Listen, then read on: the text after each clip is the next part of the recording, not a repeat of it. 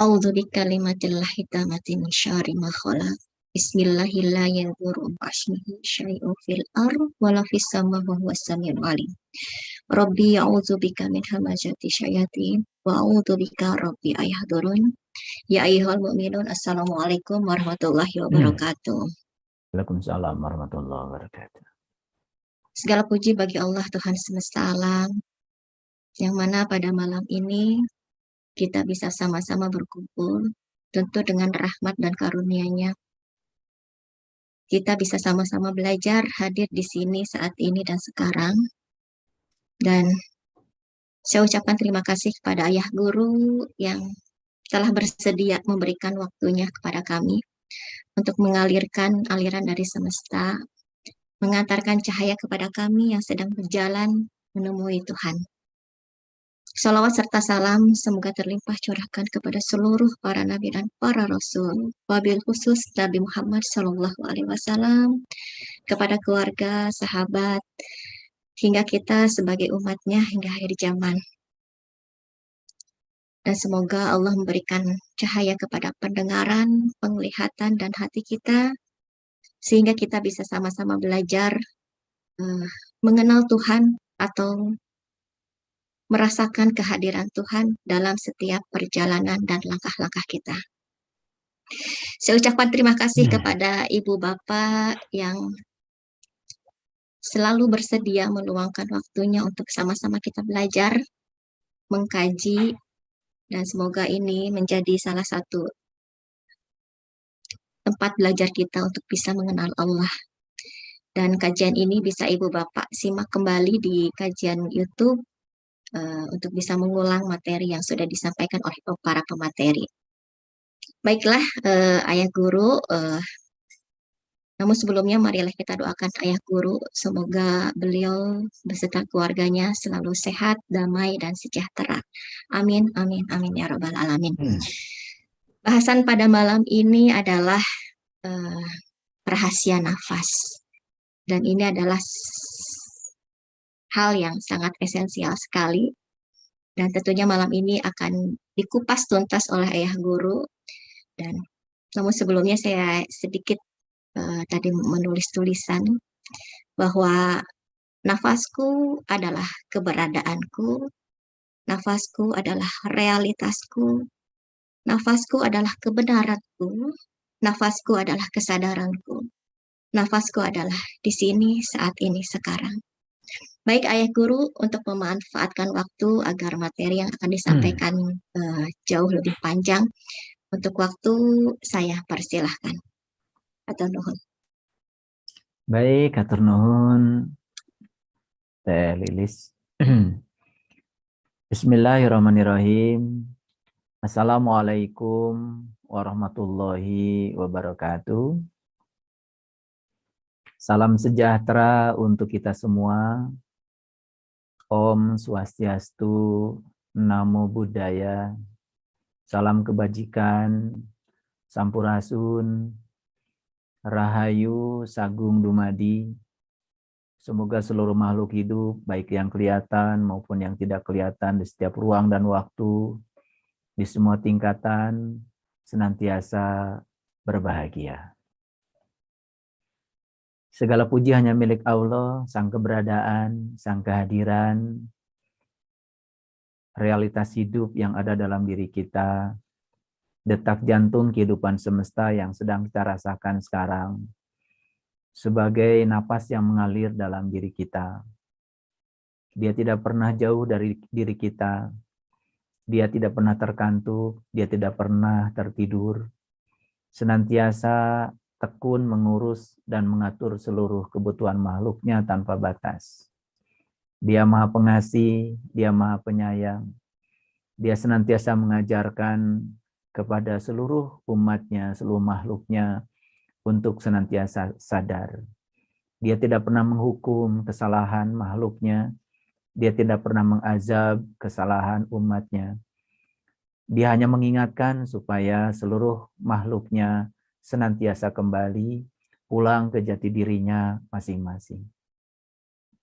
Ketika makhluknya mengalami penderitaan, Sebetulnya penderitaan itu hanya indikator yang disampaikan beliau, bahwa sesungguhnya dia sedang berada dalam keadaan tidak selaras. Bahwa dia sedang berada dalam keadaan tidak mengalir bersama arus kehidupan. Bahwa di dalam dirinya masih ada penolakan. Oleh karena itu berulang kali saya mengatakan kepada para sahabat semuanya, bahwa kebahagiaan sejati itu tidak perlu dicari. Karena kebahagiaan sejati itu adalah kualitas alami. Tidak perlu dibuat, tidak perlu diciptakan. Singkirkan saja segala penghalang, maka sesungguhnya kebahagiaan sejati akan datang secara otomatis. Seperti kita menyapu tidak pernah mencari yang bersih. Menyapu itu hanya mencari yang kotor. Ketika dikumpulkan semua yang kotor, maka sisanya bersih. Itulah kebahagiaan sejati. Kebahagiaan sejati bersifat alamiah. Cinta itu juga tidak perlu diciptakan. Karena singkirkan saja penghalang cinta yang bernama kebencian, maka cinta itu akan hadir dengan sendirinya. Selama ini banyak yang tidak mengerti, seakan-akan segala sesuatu yang bersifat kualitas alami itu seakan-akan bisa diciptakan oleh kita. Kalau sesungguhnya itu adalah warisan dari semesta, cinta kasih semesta buat kita. Oleh karena itu, ngaji itu tidak perlu cari yang benar sebetulnya. Cari aja yang salah. Salah cara berpikir, singkirkan. Salah cara berbicara, singkirkan. Salah cara bertindak, singkirkan. Salah sudut pandang terhadap kehidupan, singkirkan. Maka sisanya sebetulnya akan muncul secara alami dari dalam diri kita sendiri. Sesederhana itu sebetulnya bagi mereka yang sadar. Oleh karena itu, para sahabat, dimanapun para sahabat berada, hadirlah di sana sepenuhnya. Sadari keberadaannya, sadari kehadirannya, yang sekarang sedang mewujud sebagai napas dalam diri kita. Napas masuk, napas keluar, napas masuk lagi, napas keluar. Dan napas itu adalah penghubung antara diri kita yang di dalam dengan diri kita dengan diri semesta yang tanpa batas. Jadi sebetulnya dengan menyadari napas, kita tidak akan pernah mengalami ilusi keterpisahan. Dengan menyadari napas, kita akan merasa bahwa diri kita bukan sebagai bagian dari keseluruhan, tetapi diri kita adalah keseluruhan itu sendiri. Dengan menyadari napas, kita tidak akan pernah merasa sebagai pulau kecil yang terpencil, yang dikelilingi oleh lautan penderitaan. Karena semuanya adalah keseluruhan. Ketika kita menyadari itu semua, maka disitulah sesungguhnya kedamaian, ketentraman, kebahagiaan, kesucian, kebersihan, keindahan, kemuliaan berkumpul berpadu. Itulah yang banyak orang tidak mengerti karena terlalu sibuk, ya. Pikirannya dibawa ke masa depan, terlalu sibuk pikirannya dibawa ke masa lalu, sementara dia tidak pernah bisa menggunakan kekuatan saat ini. The power of now, kekuatan saat ini luar biasa sebetulnya. Dan kekuatan saat ini sesungguhnya berada dalam napas kita. Oleh karena itu malam ini kita akan berdiskusi secara mendalam tentang rahasia napas. Hal yang terdekat yang berada dengan diri kita, yang banyak sekali orang tidak menyadarinya. Banyak sekali teknik-teknik untuk membuat kita sadar di semesta ini yang diciptakan oleh orang-orang yang kreatif, yang sering disebut dengan mindfulness. Jadi mindfulness itu L-nya cuma satu ya. Mindfulness. Bukan mindful. Kalau mindful L-nya 2. Jadi mindfulness itu justru ya akan membawa kita kepada the power of now. Banyak sekali teknik-teknik mindfulness. Kalau saya di komunitas saya selalu mengajarkan itu. Ya, ada teknik 4, 7, 9. Tarik napas dengan hitungan 4, tahan napas hitungan 7, kemudian buang napas hitungan 9. Bagi mereka yang belum terbiasa dengan mindfulness yang semacam itu, biasanya ngos-ngosan. Banyak orang mengira berat sekali tahan napas. Padahal tahan napas itu tidak berat. Sebenarnya yang paling berat itu adalah mengeluarkan napas secara perlahan, secara lembut, seperti kita mengantarkan tamu agung yang datang ke rumah kita sampai di ujung, ya, sampai tidak kelihatan lagi. Nah, teknik-teknik yang semacam itu akan membuat kita menjadi sangat responsif. tetapi tidak reaktif.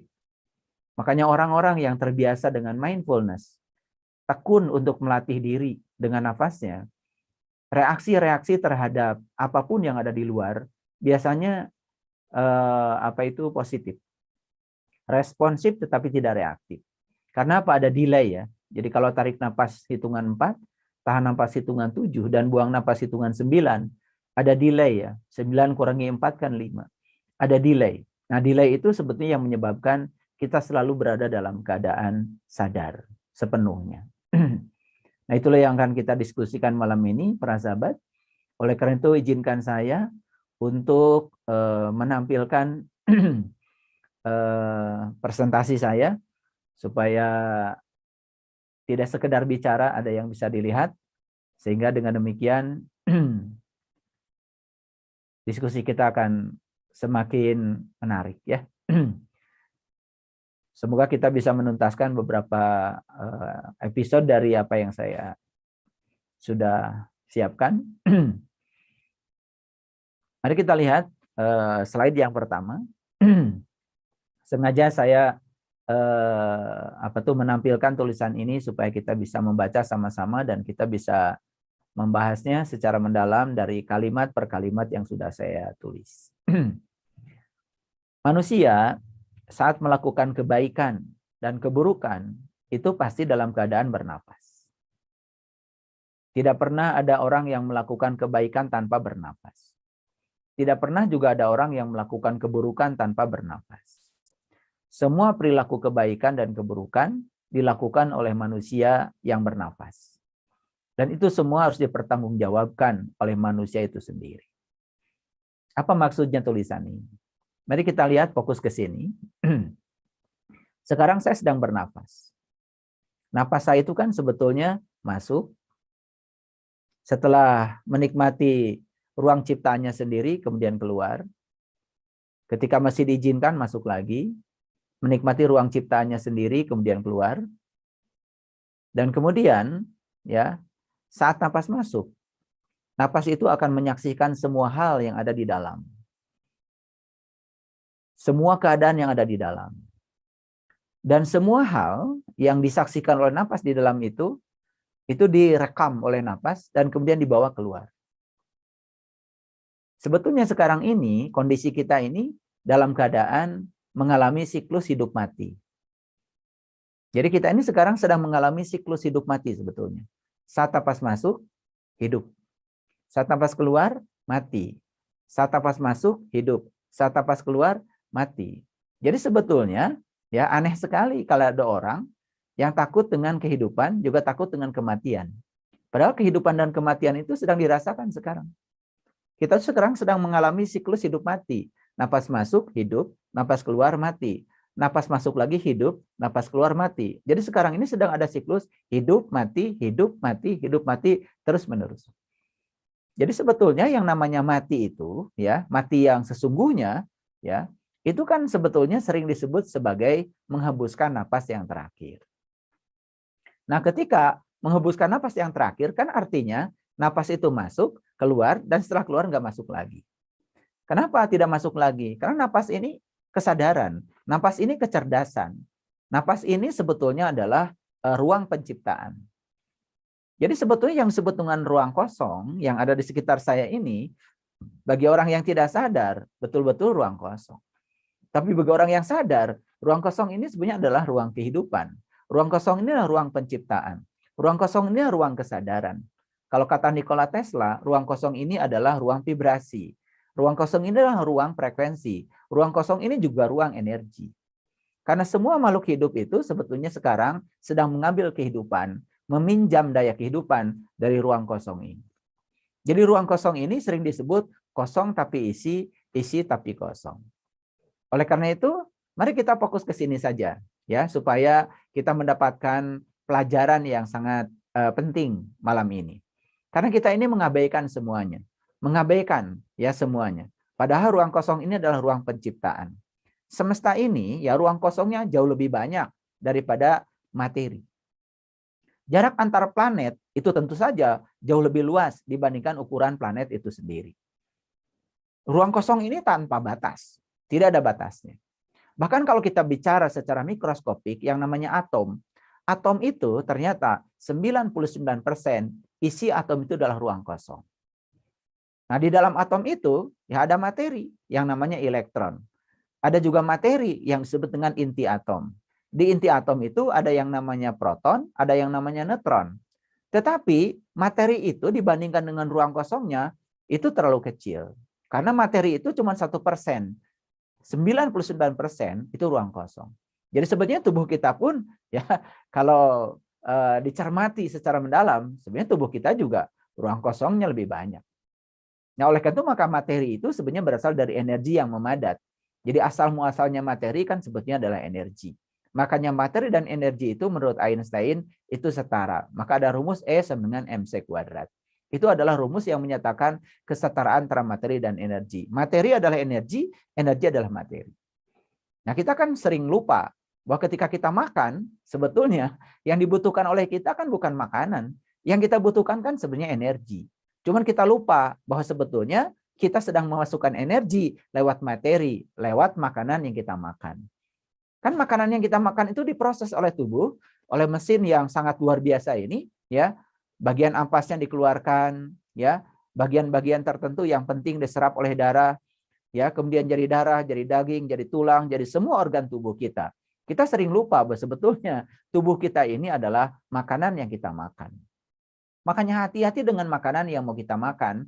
Saat berada di hadapan, ketika masih terpisah dengan kita, sebetulnya itu adalah makanan. Wujudnya adalah makanan, tapi sebentar setelah dimakan, dia akan berubah bentuk menjadi daging kita, menjadi darah kita. Jadi hati-hati dengan yang kita makan, karena sebetulnya itu akan menjadi bagian dari diri kita. Nah, kita sering lupa dengan hal yang sederhana itu. Oleh karena itu, maka sebelum makan kan harusnya berterima kasih dulu pada orang-orang yang telah menghadirkan makanan di hadapan kita. Berterima kasih dulu pada seluruh semesta, daya sambung semesta yang telah bekerja keras untuk menghadirkan makanan itu. Karena satu biji nasi tidak akan pernah tercipta kalau tidak ada bumi. Nah, satu biji nasi tidak akan pernah tercipta kalau tidak ada udara. Satu biji nasi tidak akan pernah tercipta kalau tidak ada air. Satu biji nasi tidak akan pernah tercipta kalau tidak ada matahari. Dan matahari tidak akan pernah ada kalau tidak ditopang oleh bintang-bintang yang lain. Jadi kita ini sebetulnya, ya ketika makan satu piring itu terlalu banyak sebetulnya utang budi kita kepada semesta. Makanya aneh kalau orang habis makan, tidak menyadari bahwa sebetulnya dia dikasih energi oleh semesta lewat makanan yang dimakan, dan energi itu untuk melakukan usaha. Makanya dalam fisika ada kata-kata, energi adalah kemampuan untuk melakukan usaha. Jadi kalau habis makan kemudian tidur, habis makan kemudian malas-malasan, habis makan malah justru ya mengembalikan ya balas budinya dengan cara menyakiti orang lain, merendahkan orang lain, menghukumi orang lain, malah bukan membahagiakan orang lain. Sebetulnya dia sedang tidak selaras dengan kehidupan. Nah, orang yang tidak selaras dengan kehidupan sepanjang hidupnya tidak akan pernah menemukan kebahagiaan yang sejati. Baik para sahabat, ulangi lagi ya.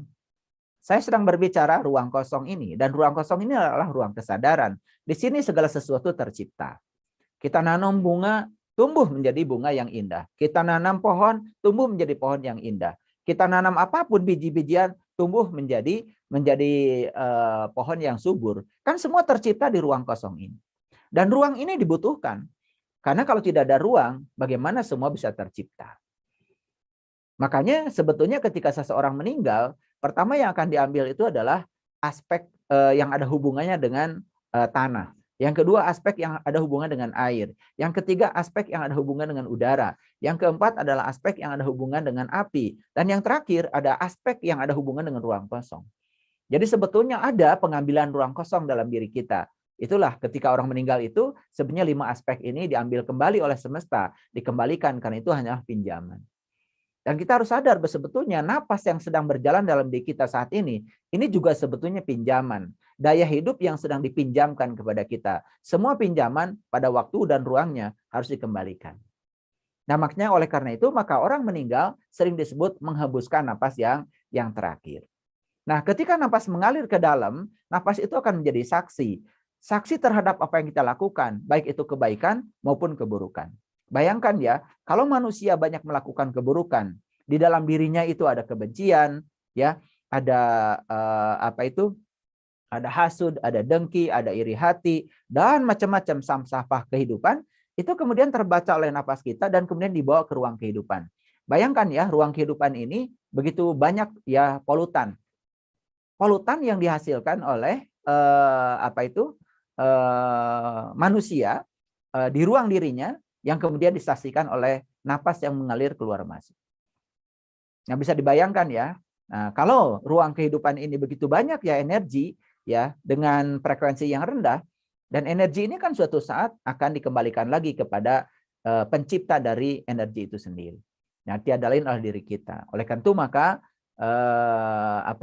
manusia akan terus ya bersiklus ya untuk membayar utang-utang yang sudah dia timbulkan dalam kehidupan. Dan itu akan dikembalikan. Dan sekarang ini wujudnya berupa energi potensial yang terekam di ruang kosong ini. Karena semua dibawa oleh napasnya.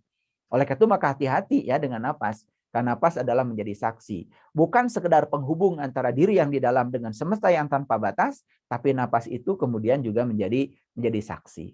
Makanya orang melakukan kebaikan bernapas. Orang melakukan keburukan bernapas. Kebaikan dan keburukan jelas dilakukan oleh mereka yang bernapas. Dan oleh karena itu maka seluruh kebaikan dan keburukan yang dilakukan manusia jelas harus dipertanggungjawabkan, karena itu dicatat ya oleh napasnya, disaksikan oleh napasnya.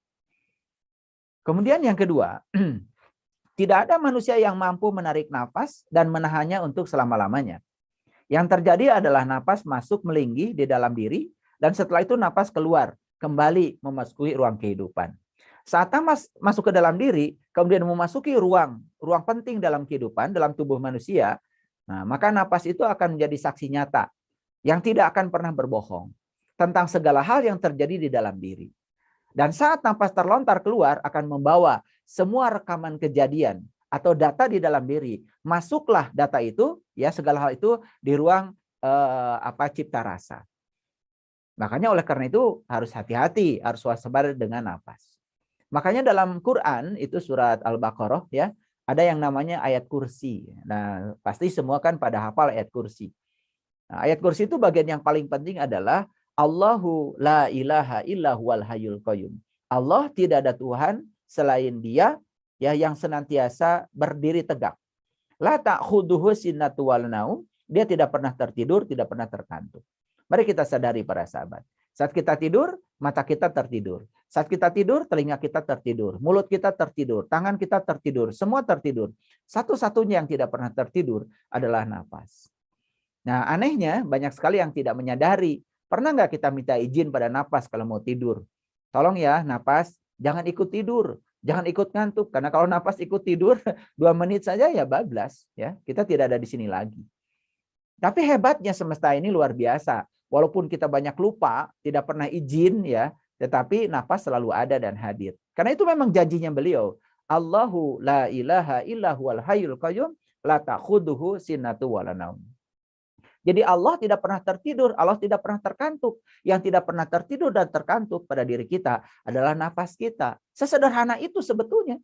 Makanya ya, kalau Teh Lilis mengatakan tadi, dia adalah keberadaan, dia adalah kehadiran yang berwujud sebagai detak jantung kehidupan yang ada di dalam diri kita berupa napas kita, sedekat itu Allah dengan kita.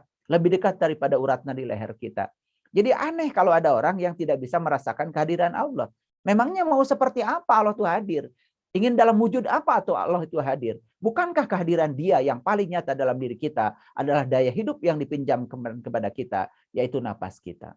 Dan napas itu sangat cerdas. Ketika tubuh ini tidak layak pakai lagi, pada saat dia keluar tidak masuk lagi. Ketika ginjal kita tidak berfungsi lagi, setelah dia keluar tidak masuk lagi. Ketika jantung tidak berfungsi lagi, setelah keluar tidak masuk lagi. Napas itu bisa mendeteksi ya, apakah tubuh kita masih layak untuk kehidupan atau tidak layak untuk kehidupan. Begitu tubuh ini dinilai tidak layak untuk kehidupan, saat napas keluar tidak masuk lagi. Jadi sebetulnya mati itu hanya menghembuskan napas yang terakhir. Jadi kalau ada orang yang menakut-nakuti mati itu begini, begitu, ya itu biasanya ya orang-orang yang tidak pernah sadar, yang tidak pernah tahu apa sesungguhnya kematian. Bahkan kematian itu bukanlah akhir dari kehidupan, kematian itu adalah puncaknya kehidupan. Nah, oleh karena itu, saat napas kita keluar ke sini, ya, saat napas itu keluar ke sini, energi itu tidak dipinjamkan lagi ke dalam diri kita. Ya, tentu saja di ruang kehidupan ini, kalau saya ilustrasikan, itu ada dua jenis, ya. Jadi ada yang mungkin para sahabat bisa lihat, ya, kalau ada air di dalam panci, ya, kemudian hanya air saja di dalam panci itu, maka molekul air satu dengan yang lainnya itu bersenyawa. Itu bisa bersatu sekaligus juga terhubung. Tapi kalau ada molekul lain dalam air itu, sebut saja minyak. Minyak itu ada dalam air, tetapi dia tidak pernah bisa menyatu dengan air. Kenapa? Karena ada ketidakmurnian, ya, yang melekat di dalam molekul minyak itu. Padahal sebenarnya minyak itu bahan dasarnya air. Cuman karena ada ketidakmurnian, ada zat lain yang melekat di situ, maka dia tidak bisa bersenyawa lagi dengan air. Jadi kalau air dengan air, dia itu bersenyawa. Tapi air dengan minyak, walaupun minyak itu tinggal dalam air, tidak pernah bisa bersatu dan tidak pernah bisa bersenyawa. Itu gambaran sebetulnya. Gambaran tentang apa? Jadi ketika napas ini keluar ke sini, ya tergantung, ya, kualitas napas kita seperti apa. Ketika masuk ke ruang kehidupan ini, mohon maaf, ya, dia itu membawa, menyaksikan segala hal yang ada di dalam diri, kotoran-kotoran diri, maka ketika masuk ke sini, itu seperti minyak dalam air. Berada di ruang ini, tetapi dia tidak pernah bisa menyatu. Nah, itu yang disebut dengan keterpisahan. Itu yang disebut dengan neraka sebetulnya. Keterpisahan dari asalnya. Nah, itu dia tidak bisa memenuhi ayat, innalillahi wa inna ilaihi rajiun. Oleh karena itu, maka hati-hati dengan kehidupan, supaya kita bisa menjaga kesucian diri, agar, ya, yang dibawa oleh napas ini ke sini, itu adalah kesucian yang ada di dalam diri. Nah, kesucian itu sebetulnya adalah ketika kita bisa kembali ke jati diri kita sendiri. Nah, oleh karena itu maka saya berulang kali mengatakan bahwa penderitaan yang dialami oleh manusia sebetulnya karena dia menyimpang dari sejatinya diri. Nah, itulah yang kemudian menimbulkan rasa bersalah dan lain-lain, dan kemudian ya manusia gelisah, ya, dengan apa yang dilakukannya. Nah, kegelisahan itu karena penyimpangan. Itu yang disebut dengan dosa. Jadi para sahabat, ya, sekali lagi saya ingin menitik beratkan di sini, ya. Jadi ketika napas masuk ke dalam diri, ya, itu sebetulnya sang hidup itu sedang menikmati rumah ciptanya sendiri. Oleh karena itu maka dia adalah tamu agung sebetulnya yang datang ke dalam diri, hormati itu, ya. Oleh karena itu maka orang-orang yang sudah menyadari itu, biasanya ketika saat dia olah nafas, dia itu sebetulnya sangat hati-hati. Karena apa? Karena napas itu adalah tamu agung yang sedang datang ke dalam diri, sedang menikmati rumah ciptanya sendiri. Ketika napas itu keluar, maka dia antarkan, itu seperti dia mengantarkan tamu agung. Makanya itu yang disebut dengan teknik mindfulness. Jadi kalau di komunitas saya, teknik mindfulness ini menjadi primadonanya untuk selalu dilatihkan. Jadi makanya sebelum tidur saya melatihkan, bangun tidur saya melatihkan. Bahkan, ya, sebetulnya ketika kita melaksanakan sholat 5 waktu, sebenarnya kita bisa mindfulness. Bahkan mindfulness tingkat tinggi, ya. Jadi di setiap gerakan sholat itu ada mindfulness tingkatan tinggi sebetulnya. Bagi orang yang tahu, ya. Oleh karena itu maka banyak orang yang belajar sholat khusyuk dengan saya, setelah belajar kemudian mereka mengatakan, luar biasa, ya, sholat 1 rakaat saja bisa, ya, bisa mengalir air mata. Kenapa? Mindfulness, karena kesadaran kita berada dalam keadaan full, ya, terjaga. Itu yang disebut dengan sidrah al-muntaha. Kita selalu berada di puncak kesadaran yang tertinggi. Nah, ketika kita berada di puncak kesadaran yang tertinggi, otomatis, ya, kesadaran kita akan menjadi majikan bagi pikiran kita, dan pikiran akan menjadi pelayan. Sebaliknya, orang yang kesadaran rendah justru yang akan menjadi majikan adalah pikirannya. Ketika pikiran diizinkan jadi majikan, apa yang terjadi? Maka pikiran itu akan menjadi diri palsu kita. Itu yang sering disebut dengan ego. Jadi ego itu sebetulnya diri palsu kita. Itulah yang sering disebut, ya, dalam bahasa kitab suci adalah syaiton. Jadi syaiton itu bukan makhluk yang diciptakan Tuhan kemudian menggoda kita, karena sebetulnya yang yuwaswisu fi sudur, yang suka menggoda kesadaran kita itu sebetulnya adalah diri palsu kita. Diri palsu adalah pikiran yang sedang berada dalam kegelapan. Nah, itulah pentingnya kita untuk bisa mencapai kesucian dalam kehidupan ini. Apa itu kesucian? Kesucian itu adalah saat kita, ya, sudah tidak lagi, ya, serakah pada yang kita ingin, saat kita tidak lagi benci pada yang tidak kita ingin, saat kita sudah bisa mencapai, ya, penerangan batin dalam diri yang disebut dengan pencerahan. Nah, jadi ada 3 indikator kesucian. Yang pertama, kita sudah tidak serakah pada yang kita ingin. Yang kedua, kita sudah tidak membenci lagi yang tidak kita ingin. Ya, yang kita ingin, yang tidak kita ingin sudah diterima seutuhnya. Itu yang disebut dengan letting go. Itu yang disebut dengan berserah diri. Dan yang ketiga adalah sudah terangnya batin kita. Karena dalam diri kita sudah muncul ya sang matahari rohani yang menerangi pikiran kita. Itu berasal dari jiwa yang sudah terakses ya dengan alam tinggi dalam diri. Oleh itu maka dalam tubuh manusia kan ada 5 tubuh yang harus diperhatikan. Tubuh yang paling tinggi namanya spirit body. Tubuh yang kedua namanya intuitive body. Di bawahnya lagi ada yang namanya mental body. Di bawahnya lagi ada yang namanya energy body. Yang paling dasar adalah physical body. Jadi tubuh fisik ini sebetulnya adalah bagian yang paling dasar. Tetapi tubuh fisik sering menjadi katempuhan, ya istilah bahasa Sundanya. Katempuhan itu apa? Artinya kalau spirit masalah, ya intuitif bermasalah, kemudian mental bermasalah, energi dalam tubuh bermasalah, banyak sumbatan-sumbatan, ya kemudian tubuh ini menjadi simptom. Artinya tubuh ini harus menanggung risiko dari kesalahan di atasnya.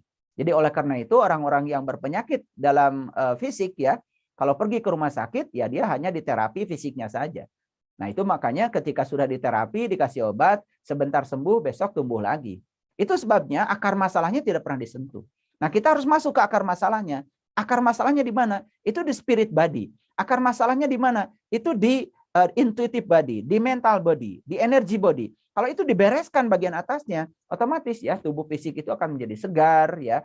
Ya mohon maaf ya, tidak akan jaranglah untuk sakit, jarang untuk sakit. Karena sakit itu sebetulnya ada ketidakseimbangan kelistrikan dalam tubuh, sakit itu ada ketidakseimbangan kimiawi dalam tubuh. Dan kemudian ketidakseimbangan itu mewujud menjadi alarm ya bahwa ya sakit itu sebenarnya alarm bahwa ada yang harus diubah dalam kehidupan kita. Itu saja sebenarnya. Sakit itu ada sekedar mengingatkan. Jadi seperti kebakaran lah ya. Ketika alarm itu sudah berbunyi, ya artinya sudah ada kebakaran di gedung itu. Jadi kalau alarm sudah bunyi dalam tubuh kita, yaitu sakit secara fisik, itu artinya ada indikator yang harus dibaca. Ada masalah nih di spirit body, ada masalah nih di mental body, ada masalah di energy body. Ya, ya tempo hari saya memberikan pelatihan kepada sahabat-sahabat saya ngasih pelatihan Tai Chi ya. Tai Chi itu untuk mengalirkan agar energi dalam tubuh kita itu selaras dengan energi semesta. Nah, baru saya kasih dasar-dasar Tai Chi saja, kemudian saya ajak untuk menselaraskan ya energi diri dengan energi semesta, ya menariklah dalam tarian kosmik semesta untuk tidak mengalir bersama tarian kosmik semesta karena hidup ini adalah Bhagavad Gita. Nah, mereka merasakan aliran energi yang luar biasa dan kemudian itu membuat kesadaran menjadi tumbuh. Nah, jadi sebetulnya banyak para sahabat ya teknik-teknik pemberdayaan diri. Nah, yang paling utama adalah pemberdayaan diri lewat napas. Itulah pentingnya kita mengetahui rahasia napas. Jadi yang terdekat saja dengan kita ya kadang-kadang kita tidak menyadarinya. Sejak manusia dilahirkan melalui gua garba seorang ibu, sejak saat itulah ya manusia terhidupi oleh napas sebagai daya hidup atau jantung kehidupan manusia. Dan setiap tarikan napas akan menjadi daya atau kekuatan yang mengakibatkan perilaku baik atau buruk. Jadi sebenarnya ketika kita itu bernapas, itu ada energi yang dipinjamkan ke dalam diri kita. Nah, energi itu mau dipakai apa? Nah, daya itu mau dipakai apa? Nah, banyak sekali manusia yang menggunakan daya itu malah justru untuk melakukan perilaku buruk di dalam kehidupannya. Ya. Jadi dengan memahami mekanisme bernapas seperti yang saya jelaskan barusan, ya, karena banyaknya perilaku buruk yang telah dibuat manusia dengan napasnya, maka ruang kehidupan di bumi ini bisa menjadi disesaki oleh sampah data keburukan. Jadi sebenarnya di sini itu banyak sekali sampah data keburukan. Karena setiap keburukan manusia itu disaksikan oleh napas dan dibawa keluar. Nah, sampah data keburukan ini milik siapa? Tentu saja milik pencipta keburukannya. Dan suatu saat sampah data itu akan dikembalikan. Jadi kalau misalkan orang itu lahir kembali nanti, ya dia akan mengambil semua sampah-sampah data yang tersimpan di sini. Karena ruang kehidupan ini akan menjadi memori besar ya, big data kita yang akan dikembalikan pada kita. Nah kemudian saat dia lahir ke alam dunia itu akan menjalankan 3 hal. Yang pertama dia harus melunasi utang karmanya, yang kedua harus meluruskan jalan bengkoknya, dan yang ketiga harus ya melunasi ya menyelesaikan pekerjaan-pekerjaan dia yang belum selesai. Ya itulah alasan kenapa manusia terlahir kembali. Ya, jadi kalau tidak mau terlahir tidak mau mati ya jangan terlahir kembali ya. Itu saja. Oleh karena itu maka disitulah kita belajar bagaimana caranya supaya kita dalam kehidupan yang sekarang ini bisa selesai dan kita bisa kembali memenuhi ayat innalillahi wa inna ilaihi rajiun. Nah, itu asal dari dia ya kembali kepada dia. Nah, sampah data keburukan ini ya menurut saya, mohon maaf ya, menurut saya saya ini sudah sangat luar biasa. Oleh karena itu maka sampah keburukan ini sudah memenuhi seluruh bumi ini ya. Dan itu sangat mengerikan ya, sangat mengerikan. Dan sekarang ini anak-anak yang terlahir di semesta ini sudah dikepung oleh sampah ini, sampah keburukan. Jadi kalau sampah fisik itu sudah luar biasa ya sekarang di bumi kita ini ya. Nah, apalagi sebetulnya sampah yang tidak kelihatan ini lebih luar biasa kalau menurut saya. Dan ini ya sangat mempengaruhi ya kondisi psikologis dari semua manusia yang akan dilahirkan ke semesta ini. Jadi bagi mereka yang telah mengalami kematian, mereka harus mempertanggungjawabkan terhadap semua data diri yang telah dibuatnya semasa hidup. Dan data diri itu ya dibawa oleh napasnya. Data diri itu dibawa oleh napasnya dan disimpan di ruang ini. Jadi para sahabat, saya mau cerita sedikit ya tentang material elektronik. HP yang saya pegang ini kan sebetulnya isinya semikonduktor. Semikonduktor isinya apa? Itu atom dan molekul yang dipadatkan. Jadi ternyata atom dan molekul itu bisa menyimpan data. Isinya cuma IC. Maka ini bisa menyimpan foto, bisa menyimpan tulisan, bisa menyimpan artikel, bisa menyimpan video. Di mana sebentar simpan? Itu di memori. Jadi memori ini apa isinya? Isinya kan cuma atom, molekul yang dipadatkan, yang kemudian disebut semikonduktor. Nah, sebetulnya di ruang ini, apakah tidak ada atom? Ada. Di sini ada oksigen, ada hidrogen, ada karbon, karbon dioksida, karbon monoksida, dan berbagai macam ya atom. Di sini itu ada. Dan ini kan sebetulnya itu bisa menyimpan data. Nah, ini kan sebetulnya teknologi ini sudah cukup untuk membuktikan secara saintifik bahwa ya data itu tersimpan di dalam atom. Ya, karena dalam atom itu isinya kan ruang kosong. Jadi ruang kosong itu bisa menyimpan data. Jadi hati-hati ya dengan nafas. Banyak orang yang tidak menyadari. Itu ya, makanya disitulah kenapa leluhur kita sering mengatakan harus selalu eling dan waspada. Itu ya, eling dan waspada itu sebetulnya kita menyadari ya sang kehadiran pada diri kita. Dia adalah sang penyaksi abadi, yaitu wujudnya adalah nafas yang ada pada diri kita. Jadi para sahabat ya, itulah yang menyebabkan manusia harus kembali ke dunia ini untuk menyelesaikan karma. Jadi ketika dia itu menyimpan data di sini, data ini harus dipertanggungjawabkan. Dan untuk mempertanggungjawabkannya dia harus balik lagi supaya data ini dikirimkan lagi ke dia. Itu ya. Jadi yang namanya yang namanya data karma itu seperti itu ya. Selama kita terus menyebarkan data karma keburukan di ruang kehidupan, maka kita tidak akan pernah mencapai kesempurnaan mutlak.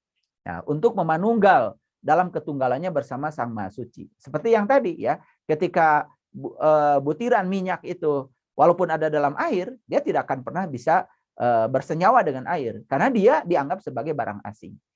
Nah sama ya para sahabat, ketika tubuh kita dikubur lagi ke dalam tanah. Dan di dalam tubuh itu begitu banyak ya ketidakmurnian yang lain. Ya mohon maaf, makanan yang dimakan itu bukan hak kita. Ya, makanan yang dimakan itu bukan milik kita. Ya, makanan yang dimakan itu tidak bersih. Maka itu akan membangun ketidakmurnian atom dalam diri kita. Nah, secara fisik, tubuh ini pun menjadi terasing ya ketika dikubur. Apalagi secara spiritual, jiwa kita pun menjadi terasing di ruang kehidupan ini. Nah, itulah jiwa itu sepertinya bersama, tetapi dia tidak bersenyawa, tidak bisa menyatu. Itu yang dikatakan keterpisahan. Nah, jadi oleh karena itu, ya kalau kita memahami mekanisme ini, maka hidup ini akan menjadi sangat-sangat sangat hati-hati. Kita hati-hati ketika berpikir, kita hati-hati ketika berbicara, kita hati-hati ketika bertindak. Karena apa? Ya itu akan menjadi doa. Dan doa itu ketika masuk di ruang rasa, dia akan menjadi realita. Apalagi ketika ada pengulangan ya. Itu sangat luar biasa.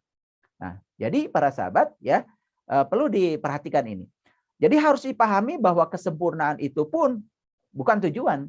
Walaupun kesempurnaan itu bukan tujuan, ya, hanya merupakan dampak ya dari kebergunaan diri di ruang kehidupan. Jadi oleh karena itu ya kita diberi napas, diberi daya kehidupan ini sebetulnya untuk satu tujuan, Kenapa kita diutus ke dunia? Karena kita disuruh untuk mempercantik dunia yang sudah cantik ini. Itulah dalam bahasa leluhur kita datang ke dunia ini untuk memayu hayuning bawono.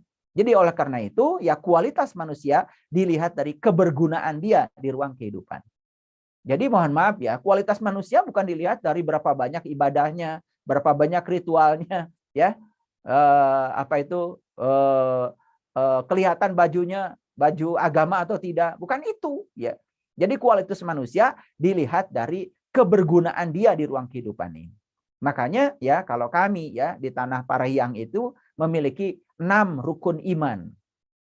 Nah, 6 rukun iman itu diwujudkan dalam bentuk kepedulian. Jadi yang pertama adalah nulung kanu butuh.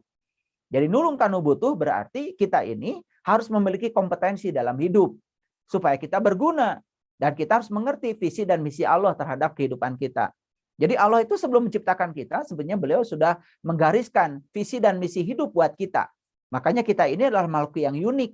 Oleh karena itu setiap peran kita berbeda dengan yang lain. Dan kita ada di dunia ini akan menjadi kepanjangan tangan Allah untuk menyampaikan cinta kasih Allah. Oleh karena itu maka untuk bisa nulung kanu butuh berarti kita harus memiliki kompetensi. Nah, bagaimana kita bisa menolong orang sakit kalau kita bukan petugas kesehatan? Bagaimana kita bisa menolong orang yang perlu layanan perbankan kalau kita bukan ahli perbankan? Bagaimana kita bisa memberikan pengayoman pada masyarakat kalau kita bukan aparat? Jadi sebenarnya peran-peran itu yang diperankan manusia dalam kehidupan ini dalam rangka ini, nulung kanu butuh. Jadi syaratnya harus punya kompetensi. Dan yang kedua, nalang kanu susah. Nah, nalang kanu susah berarti peduli kepada orang-orang yang butuh pertolongan. Yang ketiga, ngahudangkeun kanu sare.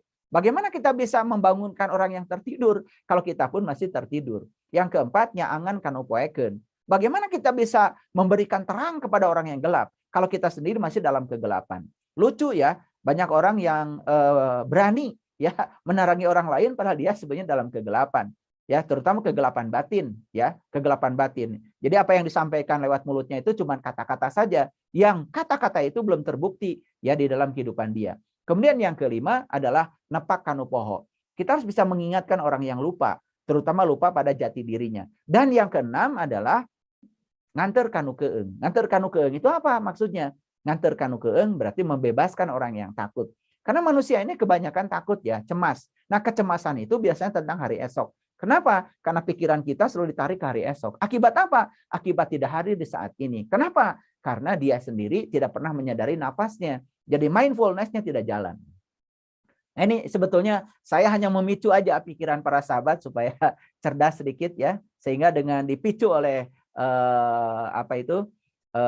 kata-kata saya ini semoga ada keinginan untuk begitu ya, keren ya napas gitu ya. Jadi oleh karena itu maka pilihan bijaksana jika selama kita bernapas terus ya menjadi pelayanan kehidupan. Jadi kita ini sebetulnya dalam hidup ini harus menjadi pelayan kehidupan. Itulah kenapa ya ada hadis yang mengatakan kullu amrin zibalin la yubda'u bihi basmalah fahuwa aqta. Setiap pekerjaan yang tidak dimulai dengan basmalah putus tidak menjadi amal. Apa maksudnya? Kita harus mengerti visi Allah untuk kita. Kita harus mengerti misi Allah untuk kita. Nah, oleh karena itu maka setiap manusia itu jenius di bidangnya kalau dia bisa menemukan personal genius zone-nya. Ikan itu jenius ya dalam bidang renang. Monyet itu jenius dalam bidang memanjat.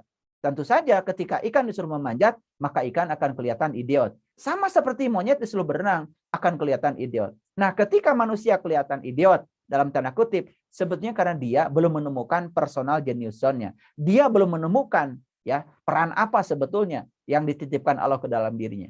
Saya percaya setiap manusia itu jenius di bidangnya. Kalau dia bisa menemukan passion-nya dia bisa menemukan personal genius zone-nya. Nah, oleh karena itu maka meniti ke dalam diri itu akan menemukan sebetulnya saya itu di mana ya cocoknya. Saya berkarya di bidang apa cocoknya. Gitu. Makanya ada orang yang kemudian berkarya di sini gagal, berkarya di sini gagal, berkarya di sini gagal. Sebenarnya karena dia tidak pernah menyadari bahwa sebetulnya bidang itu tidak cocok untuk dirinya. Nah, kalau di saya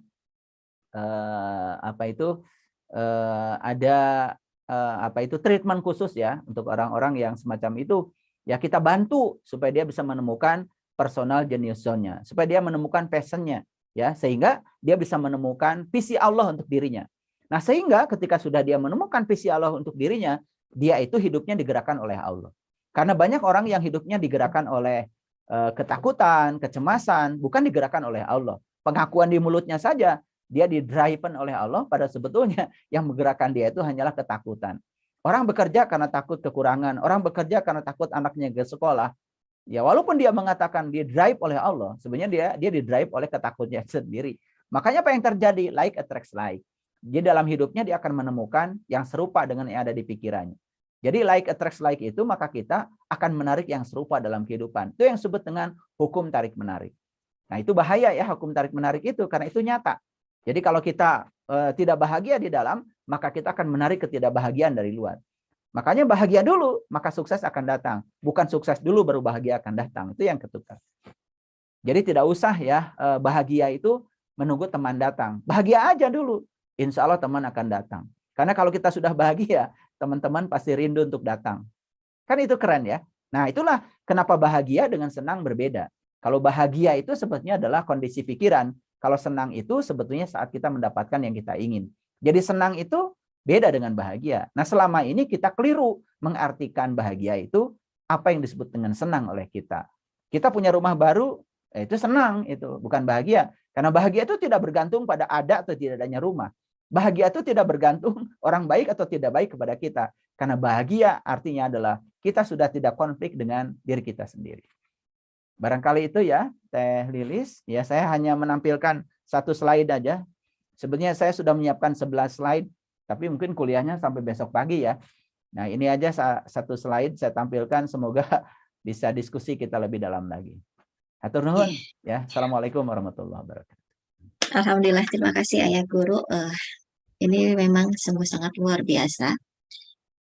Jika kita bisa menyadari nafas, tentunya kita bisa merasakan kehadiran Tuhan dalam diri kita. Namun ada beberapa catatan yang saya tulis. Dengan memperhatikan nafas, maka kita akan mengamati aliran pikiran kita sendiri, Ayah. Begitu ya? Ya, memang. Ya. Jadi meditasi itu sebetulnya kita menjadi pengamat bagi diri kita sendiri. Terutama pengamat bagi gejolaknya pikiran kita. Jadi awalnya ketika kita meditasi di tingkat awal, kita memperhatikan napas. Nah, ketika kita sudah memperhatikan napas, selanjutnya ya kita mengizinkan, membiarkan pikiran kita untuk menampilkan, mengekspresikan dirinya. Biarkan aja. Karena nanti kalau kita tonton ya semua yang ada di pikiran itu, maka suatu saat tontonan itu akan sirna dengan sendirinya. Ketika sudah sirna tontonan itu, yang muncul adalah kesadaran. Nah, seperti kita nonton film sebetulnya. Itu sebabnya banyak yang salah ketika meditasi. Karena dia melawan pikiran. Bahkan ada yang mengatakan, kosongkan pikiran, kosongkan pikiran. Itu salah banget, itu berarti belum mengerti meditasi. Bagaimana pikiran bisa dikosongkan? Karena pikiran itu sebetulnya seperti anak kecil, Teh Lilis. Jadi kalau anak kecil sedang main-mainan, ya, ketika direbut mainannya, tentu akan nangis, ya. Itu seperti itu, ya, gambaran tentang pikiran. Nah, kalau dia itu ingin tenang, maka caranya dikasih mainan baru. Jadi sebetulnya ketika pikiran sedang bergejolak, pikiran itu diarahkan ke napas, dia supaya istirahat sebetulnya. Itu mainan dia itu adalah napas. Gitu. Tapi kalau pikiran itu sudah difokuskan pada napas, dia juga masih bermain-main dengan dirinya sendiri, nggak usah dilawan. Nggak usah dihukumi, nggak usah dikutuk, kita jadi pengamat bagi pikiran kita sendiri. Itu namanya mindfulness. Nah, ketika pada ruang waktunya, sebetulnya ya kita itu akan menemukan sebuah kesadaran di situ. Nah, sampai menemukan kesadaran bahwa sebetulnya saya bukan pikiran, saya bukan tubuh, tapi saya adalah yang mengamati pikiran dan tubuh. Nah, itulah yang akan membawa kita kepada ruang kehidupan baru, di mana kita tidak akan terjebak oleh diri kita yang palsu, yaitu pikiran tadi. Ya, pikiran yang suka menciptakan substansi kepedihan emosi. Nah, itu makanya jangan pernah mengidentikan diri sebagai pikiran. Gitu, itu pentingnya, ya. Nah, itu belajar meditasi, meniti ke dalam diri, ya. Sebetulnya dalam tradisi semua agama itu punya kekhasan meditasi.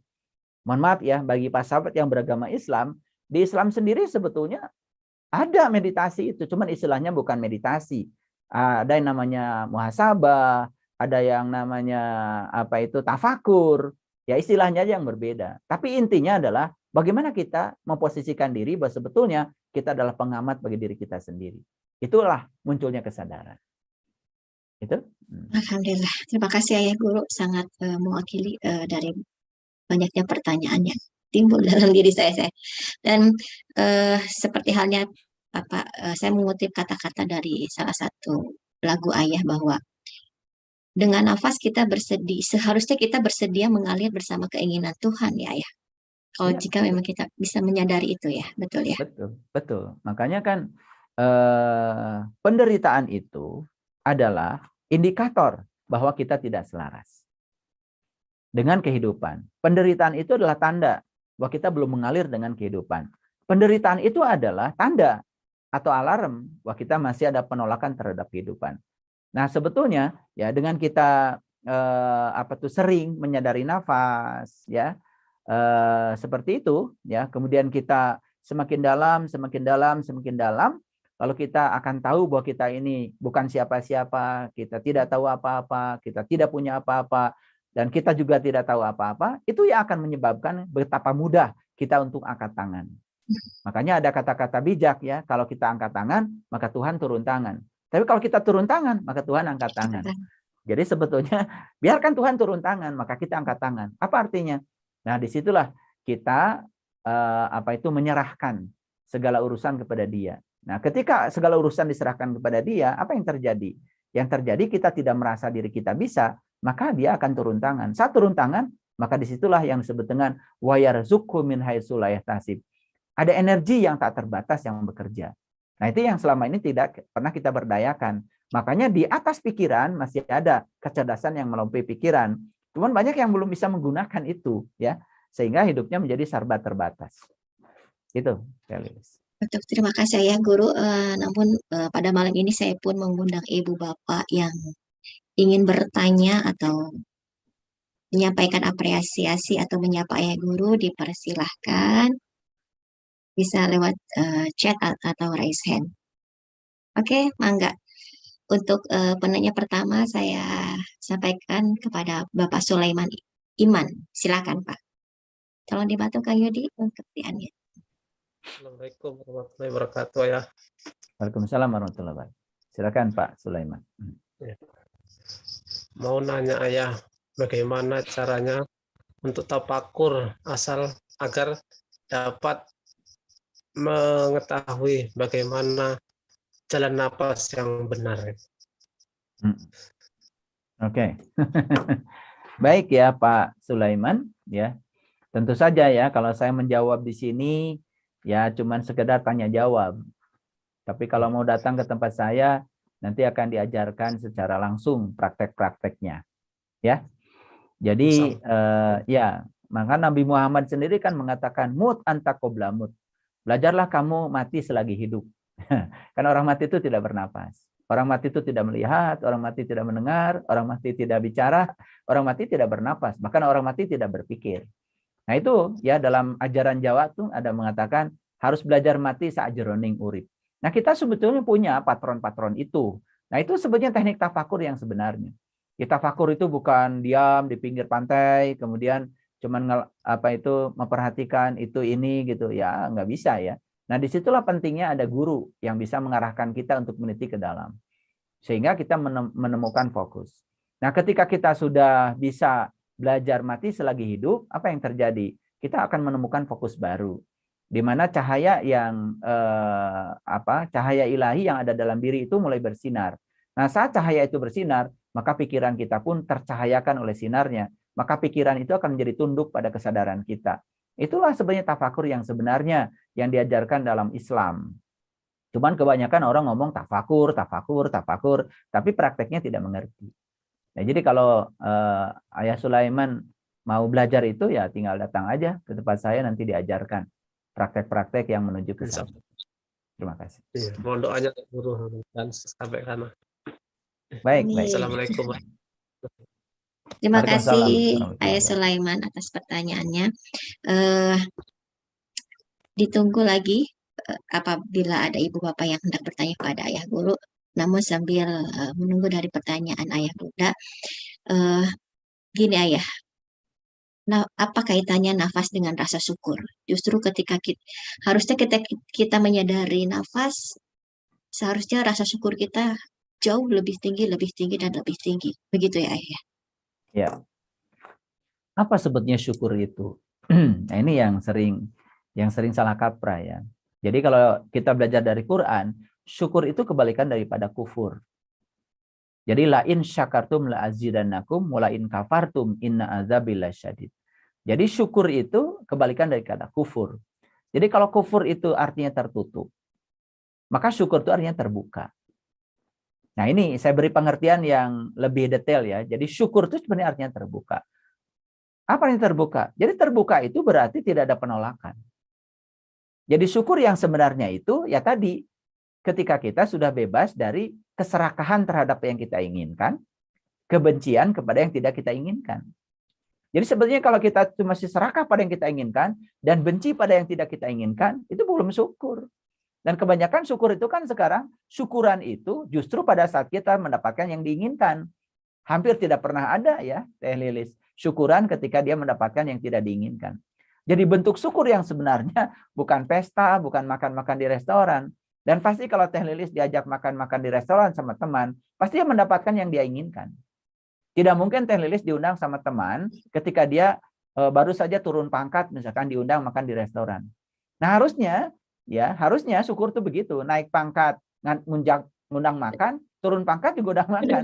Nah, saya sebenarnya sedang menunggu orang-orang yang syukur di level ini. Makanya saya kalau diundang hajatan gitu sama murid-murid saya, ya saya nanya, ini apa ini? Syukuran ayah guru? Ah, bohong itu. Ini bukan syukuran. Ini kamu senang aja akan mendapatkan yang kamu ingin. Dan kamu juga nanti akan sedih ketika mendapatkan yang tidak kamu ingin. Nah itu bukan syukur. Nah, makanya sebetulnya ketika seseorang itu baru merasa senang ketika mendapatkan yang dia ingin. Nah, sebetulnya itu bukan syukur, itu masih kufur sebetulnya. Itu namanya kufuran. Itu kufuran ya masuknya. Syukur itu terbuka. Dan syukur itu adalah kondisi batin. Kondisi pikiran yang sudah mencapai kesucian, di mana pikiran itu sudah tidak lagi melekat kepada yang dia ingin, dan sudah tidak lagi benci pada yang tidak dia ingin. Nah, itu sehingga di pikiran sudah tidak ada konflik. Nah, selesai konflik dengan diri sendiri, itu namanya syukur. Nah, jadi pertanyaan Teh Lilis bagus sekali. Terus apa kaitannya syukur dengan nafas? Nah, nafas itu ya, ketika kita olah nafas, menyadari nafas, itu akan membantu kita untuk menuju kepada keterbukaan tadi yang namanya syukur. Sehingga dalam kehidupan ini kita tidak pernah serakah kepada yang kita ingin dan juga tidak pernah menolak pada yang tidak kita ingin. Jadi muncullah yang namanya penerimaan. Nah, penerimaan itu adalah aspek pertama untuk menuju kedamaian. Makanya orang yang syukur selalu damai.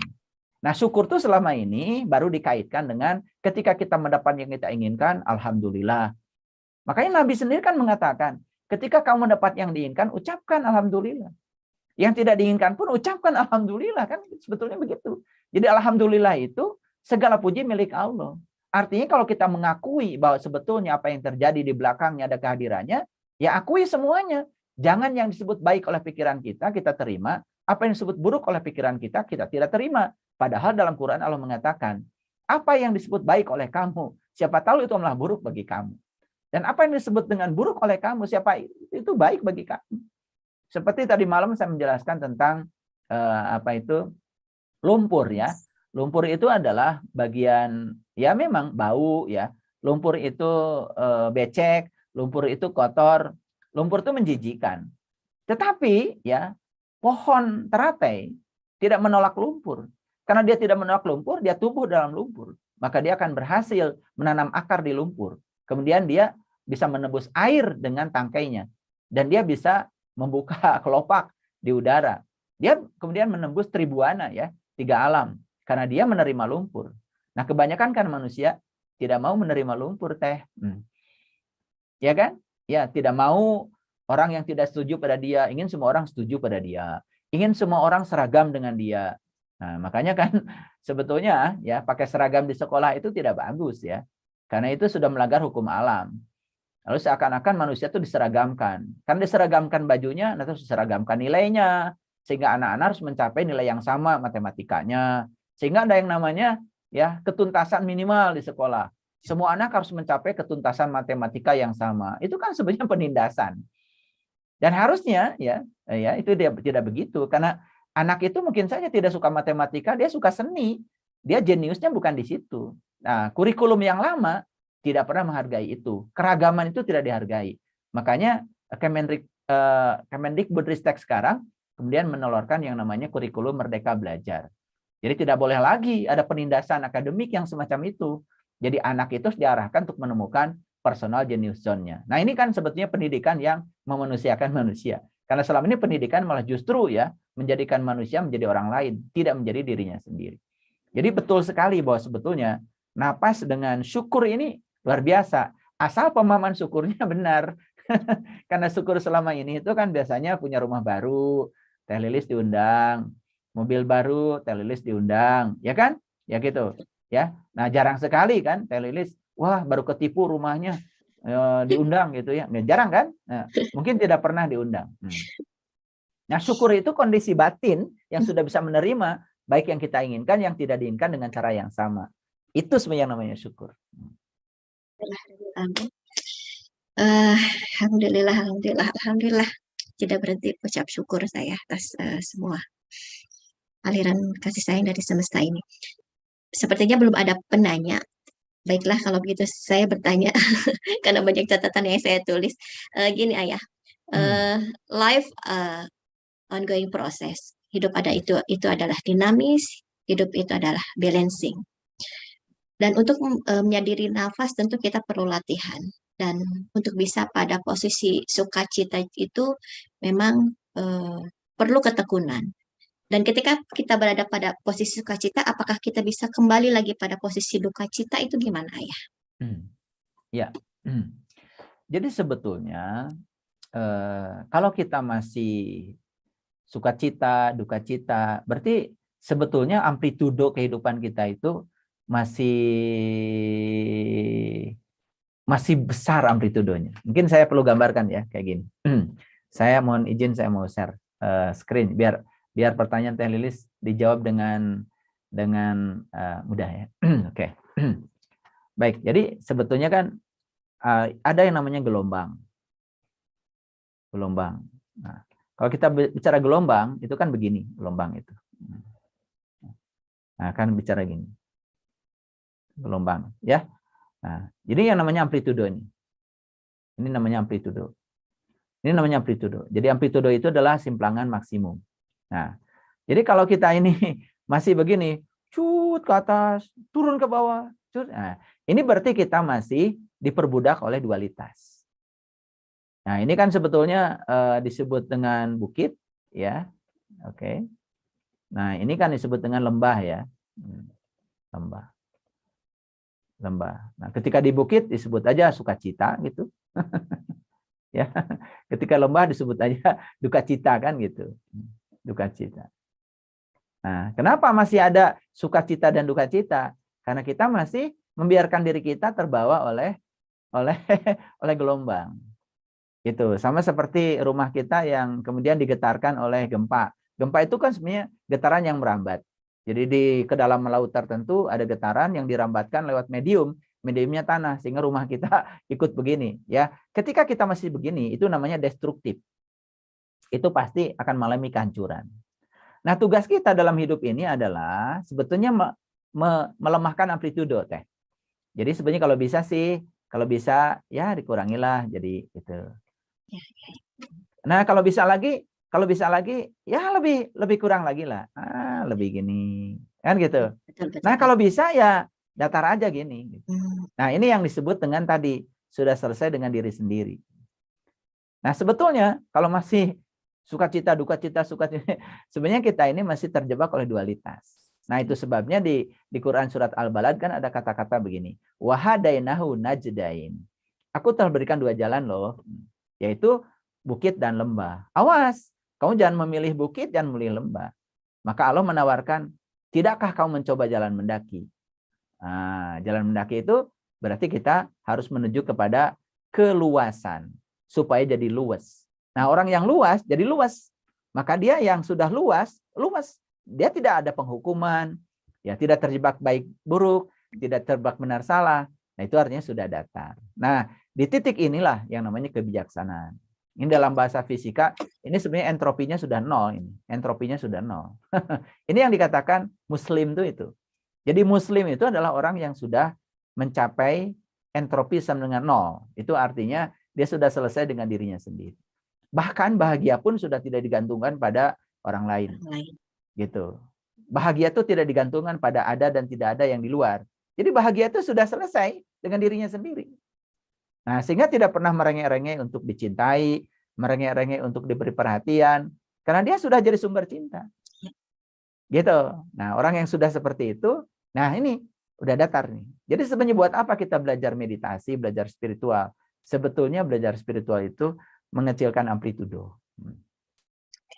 Gitu. Jadi kita harus bisa mengukur nih.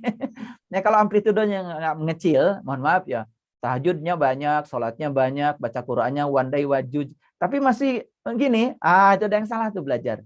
Berarti kita tidak belajar kesadaran. Jadi saya belajar kesadaran tuh sebetulnya kita sedang mendekatkan puncak dengan gelombang supaya tidak terlalu tinggi. Nah, kalau terlalu tinggi kan jatuhnya ini teh, jatuhnya panjang. Kalau tidak terlalu tinggi, kalaupun harus jatuhnya itu ya tidak terlalu sakit ya. Terlalu sakit ya. Kan gunung yang tinggi kan lembahnya dalam. Betul. Gitu. Nah, jadi kita dekatkan nih puncak dengan dasar ini supaya tidak terlalu sakit. Jadi sudah mulai mendekat. Nah, itu yang disebut dengan sakinah. Sakinah itu kan bahasa Arab, artinya adalah sudah datar, sudah mati, sudah tidak bereaksi. Nah, persis seperti orang mati. Nah, itu makanya sakinah dari kata sukun sebetulnya. Nah, jadi keluarga yang sakinah itu, yang keluarga di dalamnya itu sudah bisa menerima perbedaan apa adanya, sehingga tidak ada reaksi-reaksi negatif. Karena masing-masing sudah bisa menerima perbedaan itu. Nah, itu sebetulnya, cuma banyak yang tidak paham. Cuma doain orang aja, semoga ya keluarga yang sakinah. Begitu tanya, apa sih Bu sakinah tuh? Kagak tahu saya juga. Pokoknya dengerin orang kalau doain orang berumah tangga, pokoknya sakinah, mawadah, warahmah gitu. Nah, karena kita udah terbiasa asal bicara. Nah, inilah pentingnya kita ya belajar kesadaran. Belajar kesadaran itu sebetulnya memperkecil amplitudo. Nah, gitu. Sehingga antara senang dan sedih itu jaraknya tidak terlalu jauh. Makanya Allah bilang kan begini, Allah bilang, di antara cinta dan kebencian, aku adalah kasih sayang. Nah, jadi Allah itu tidak terjebak cinta, tidak terjebak kebencian. Karena beliau adalah kasih sayang. Nah, kasih sayang itu berarti bisa menerima cinta, bisa menerima kebencian. Makanya Allah itu santai aja, tidak melekat pada ciptaannya. Makanya Allah itu istirahat aja setiap saat, karena beliau kan sudah selesai dengan dirinya sendiri. Nah, orang yang berakhlak Allah, yang disebutnya tahaluk biahlakillah, adalah orang yang bisa mencontoh akhlaknya Allah. Makanya Allah bilang, wa ahsin kama ahsanallahu ilaika. Disebut perbuatan baik apabila mekanisme melakukannya seperti aku melakukan kebaikan itu. Gitu. Ini kan ada ayatnya, wa ahsin kama ahsanallahu ilaika. Nah, itu statement-statement pendek dalam Al-Qur'an yang jarang sekali dielaborasi gitu. Padahal itu sebenarnya bahasa spiritual itu, bahasa meditasi sebetulnya. Gitu. Gitu teh. Baik, betul. Ini emang yang dirasakan sama saya sendiri, bahwa dengan berjalannya waktu, dengan saya terus belajar menerima informasi dari siapapun, mengecilkan frekuensi amplitudo itu memang luar biasa sekali sih kalau memang dilatih terus-menerus dan tidak lelah untuk melatih diri dalam proses kesadaran. Nuhun Ayah Guru. Baik, ini ada pertanyaan dari chat dari Ibu Maya. Ya, salam Ayah, izin bertanya, bagaimana kita menemukan PGZ itu apa ya? Diri sendiri dari personal genius zone. Oke, diri sendiri dan personal genius zone dari anak-anak kita. Gimana ini Ayah? Oke. Gini ya. Ibu Mayang ya, Ibu Mayang ya. Ya. Mana Ibu Mayang, saya pengen lihat. Ini di sini off cam semua ya. Ya. Oke, nggak apa-apa. Ya. Baik ya Ibu Mayang. Begini, Ibu Mayang ini kan dari kecil hidup itu sudah di mana-mana. Saya makanya ingin tahu wajahnya nih, saya biar bisa nebak umurnya berapa. Yang mana tuh Bu Mayang? Mana Oke. nih Ibu geng daster ya?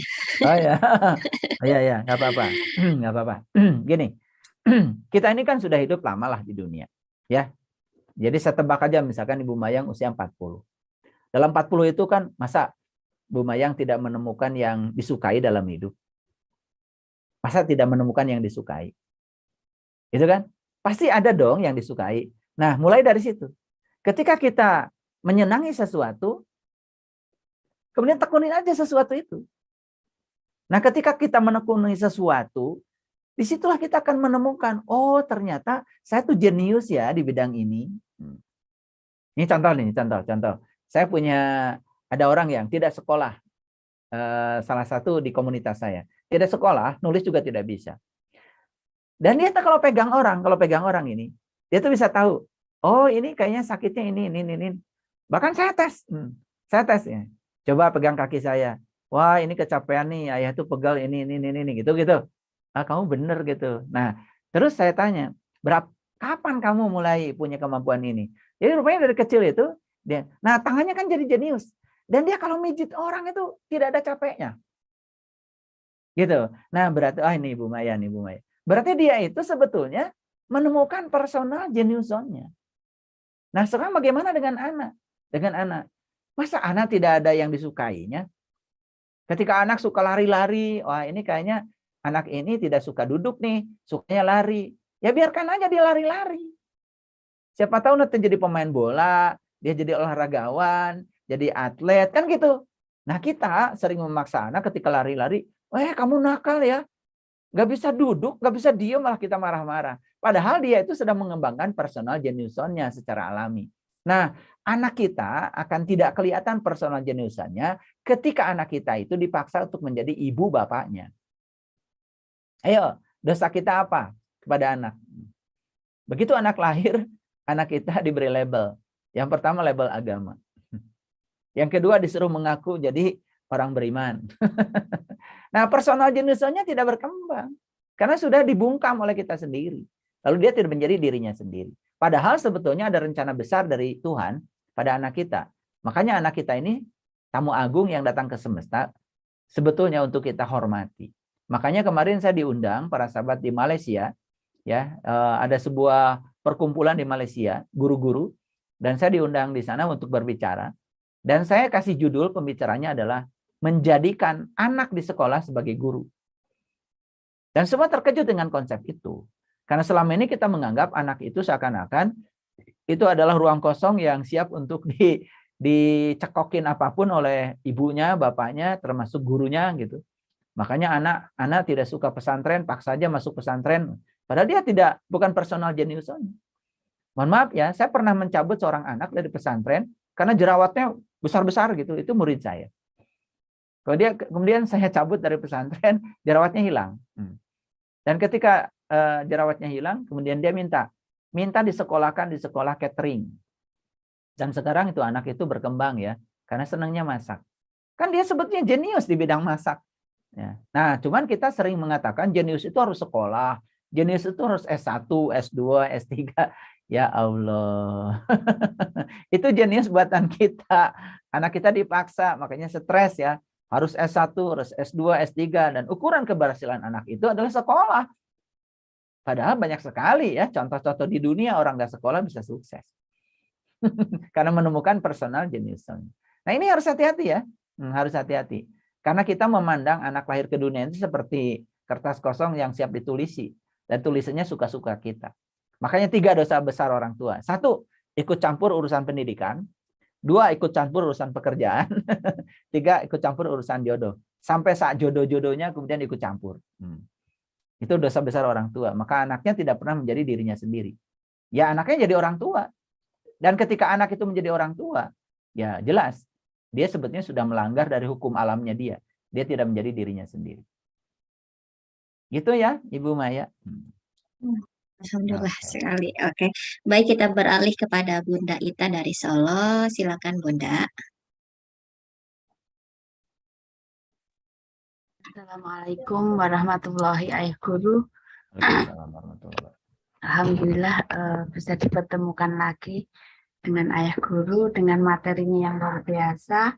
begini Ayah Guru, bagaimana kita membedakan PGZ itu yang kita itu merasa nyaman dengan apa yang kita lakukan dengan mungkin mengikuti hawa nafsu gitu, senangnya kita gitu.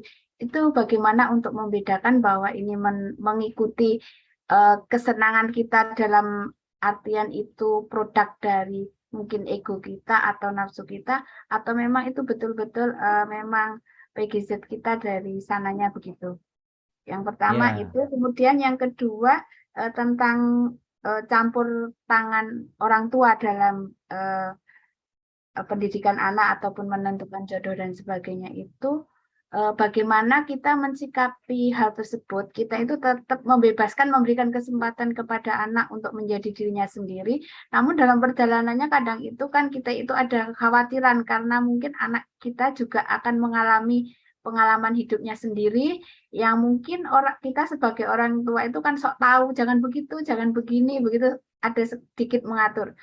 Itu seberapa jauh peran kita untuk tetap mengendalikan anak tapi tidak mencampuri urusan tentang dia menjadi dirinya sendiri begitu. Ayah Guru, terima kasih atas pencerahannya. Assalamualaikum warahmatullahi wabarakatuh. Waalaikumsalam warahmatullahi wabarakatuh. Baik, Ibu Ita, bagaimana membedakan PGZ itu, apakah dia itu kesenangannya adalah kesenangan alami, bakat, atau karena sekedar nafsu? Saya kasih tahu ya, kalau orang yang sudah menumpukan PGZ-nya, maka dia akan mengarahkan kesenangannya itu pada hal-hal yang produktif. Dia akan mengarahkan pada hal-hal yang produktif. Karena dia sebetulnya ingin menjadi berharga dalam kehidupan, ingin bermanfaat bagi orang lain. Itu cirinya begitu. Ya, terus terang ya, saya mau bicara pada diri saya sendiri. Ya. Saya tuh kalau bicara di depan publik, ini PGZ saya. Dari kecil tuh saya sudah nggak tahu ya, pokoknya orang tua saya juga nggak pernah nyekolahkan saya di cara berkomunikasi, dan nggak pernah gitu. Jadi saya kalau di depan publik itu seneng gitu. Dan makin banyak yang hadir, makin seneng gitu. Jadi makan grogi itu tidak ada. Nah, disitulah saya kemudian merasakan bahwa, oh jangan-jangan ini adalah passion saya, itu PGZ saya. Makanya saya terus aja memupuk diri dalam bidang ini gitu. Saya menyampaikan gagasan, saya menyampaikan hal yang sudah saya eksperimen untuk disampaikan pada orang lain. Jadi saya mungkin diberi kemampuan oleh Allah untuk bisa mempengaruhi orang. Nah, saya menemukan PGZ saya gitu di bidang ini. Nah, seperti itu ya. Pokoknya kalau sudah bicara depan publik itu rasanya jenius dan ilmu itu mengalir begitu saja. Dan itu produktif. Jelas itu kan bukan dari hawa nafsu gitu. Ya. Itu yang pertama. Yang kedua, orang tua itu suka khawatir. Itulah orang tua. Itulah orang tua. Khawatir dari mana sih? Khawatir itu karena sok tahu. Jadi khawatir itulah sebetulnya karena orang tua sedang menjadi diri palsunya. Nah, makanya kalau orang tua terus khawatir dengan anaknya, takut ini, takut itu, apa yang terjadi? Anaknya akan dipoles menjadi seperti kekhawatirannya sendiri. Jadi sebetulnya saat kita khawatir ya, Ibu Ita, sebenarnya kita pun sedang menjadi diri palsu. Karena kekhawatiran itu, ketakutan itu berasal dari ego kita. Kan sebenarnya yang dikhawatirkan itu apa sih? Yang dikhawatirkan itu segala hal yang belum terjadi sebetulnya kan, Ibu Ita. Dan segala hal yang belum terjadi itu kan adanya di masa depan. Dan masa depan itu tidak ada. Jadi sebetulnya kekhawatiran itu kita sedang memikirkan sesuatu yang tidak ada. Dan itu diada-adakan oleh pikiran kita. Lalu ya halusinasi kita itu kemudian diarahkan pada anak. Nah, itu yang menyebabkan orang tua sering sering menjadi penghambat bagi anak untuk menjadi dirinya sendiri. Ya, mohon maaf ya. Saya banyak sekali ya mendapatkan pengaduan dari anak-anak ya yang orang tuanya terutama dekat dengan saya. Dan saya ikut campur akhirnya ya. Dan ternyata ketika dibebaskan, dia menemukan keahlian sendiri. Ya, saya masih ingat ya, saya punya murid dulu. Dia itu dicap oleh guru lain sebagai anak bodoh. Itu karena pelajaran tertentu nilainya kecil. Tapi saya melihat anak itu kalau menghias sekolah, kalau ada acara-acara besar di sekolah, kalau bikin tulisan, bikin apa itu ya namanya, apa namanya itu, kalau di sekolah itu kalau mau ada acara besar itu panggung itu dikasih hiasan itu luar biasa gitu anak itu. Dan saya menemukan ini kayak anak itu jeniusnya di situ. Makanya saya panggil tuh guru-guru semua, udahlah jangan dihukumi dengan pelajaran kamu gitu, jangan dikasih nilai mati, udah dikasih aja nilai yang wajar gitu. Siapa tahu dia akan jadi orang di bidang itu. Ternyata dia dapat beasiswa ke Australia, kemudian dia itu sekolah sampai S3 itu di bidang seni. Dia dapat PhD-nya di Australia dan sekarang jadi dosen. Padahal nilai mata pelajaran tertentu itu jelek. Nah, itulah kejelekan sistem pendidikan kita. Semua anak harus bisa segala. Matematika harus bagus, kimia harus bagus, padahal dia nggak suka. Itu sama saja dengan ikan, ya, diukur dengan ukuran monyet. Nah, idiot dong kalau ikan disuruh manjat. Nah, gitu ya. Jadi Ibu Ita harus sadar sebetulnya setiap orang datang ke dunia itu jenius di bidangnya. Ada yang jenius bikin lotek, loteknya enak, ya. Sambil goyang pantatnya bikin lotek. Emang jenius di situ dan loteknya enak gitu. Kenapa harus sekolah? Emang dia diperankan untuk memberikan layanan makanan enak kepada orang lain. Nah, itu khawatir kita karena dia tidak sekolah. Nah, saya kasih tahu ya, sekarang ini, mohon maaf ya, perguruan tinggi yang oleh masyarakat disebut perguruan tinggi hebat, ternyata hanya bisa menyalurkan orang sesuai bidangnya itu 20%. Dan 80% itu tidak bekerja sesuai dengan bidangnya. Jadi kenapa orang tua mesti memaksakan anak harus ini, harus itu. Bahkan anak tidak mau kuliah dipaksa kuliah oleh orang tuanya. Bahkan kuliah di tempat yang sesuai dengan keinginan orang tuanya. Saya sedang menangani ada pasien saya. Dia itu dipaksa menjadi dokter. Padahal dia tidak suka jadi dokter. Bahkan terakhir dia mengumpulkan beberapa pil ya, mau bunuh diri. Cuman keburu ingat sama ibunya. Jadi ibunya datang itu, padahal dia dokter. Dia mau minum pil loh, karena dia tidak happy dengan profesinya. Begitu saya tanya, kenapa kamu jadi dokter? Karena itu keinginan orang tua. Jadi sebenarnya mungkin dianggap sukses ya orang tua. Padahal dia tidak menemukan PGZ-nya. Malah dia mau bunuh diri, mau minum pil. Nah, itulah pentingnya ya. Sharing kita ini santai ya, supaya kita semua sadar bahwa sebetulnya banyak sekali sebetulnya kita menciptakan kekuatan buta yang mengkerangkeng anak-anak kita sehingga mereka tidak menjadi diri mereka sendiri. Itu ya, Ibu Ita. Baik. Terima kasih Bunda Ita atas pertanyaannya. Dan waktu sudah menunjukkan pukul 21.07. Sepertinya kita harus mengakhiri acara kita pada malam ini. Namun sebelum kita akhiri, mohon kesediaannya Ayah untuk menyampaikan final statement-nya. Mangga. Baik. Nafas adalah penghubung antara diri yang di dalam dengan semesta yang tanpa batas. Sering-sering menyadari nafas, maka kita akan terbebas dari ilusi keterpisahan dari Allah. Dan ketika kita selalu merasa bersama Allah, maka bebaslah ketakutan, bebaslah rasa khawatir. Yang ada cuma kedamaian. Buktikan omongan saya.